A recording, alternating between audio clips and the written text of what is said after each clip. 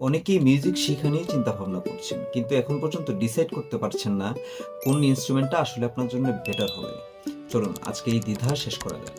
Guitar হলো খুব সহজ একটা সুর, শিখতে সহজ, ওজনে বহনযোগ্য, দামেও খানিকটা সস্তা এবং বেস্ট ফর বিগিনার্স।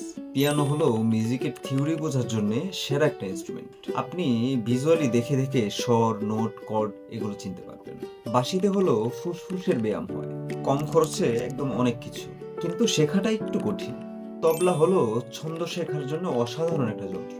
এমন অনেক মিউজিশিয়ান আছেন যারা প্রথম অবস্থায় তবলা থেকেই শুরু করেছেন।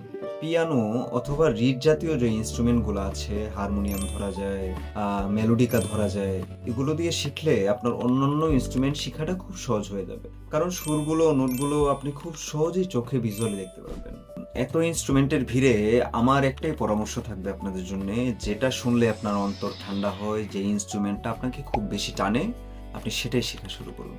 কমেন্টে বলুন আপনি আসলে কোন ইনস্ট্রুমেন্টটা শিখতে চাচ্ছেন, এবং এখন পর্যন্ত যদি কোনো দ্বিধা মনের মধ্যে রেখে যায়, তাহলে আমার পরামর্শ আপনার জন্য থাকবে, আপনার যেটা ভালো মনে হয়, যেটা সবচেয়ে বেশি হাতের কাছে পাচ্ছেন, সেটা শেখা শুরু করে দিন।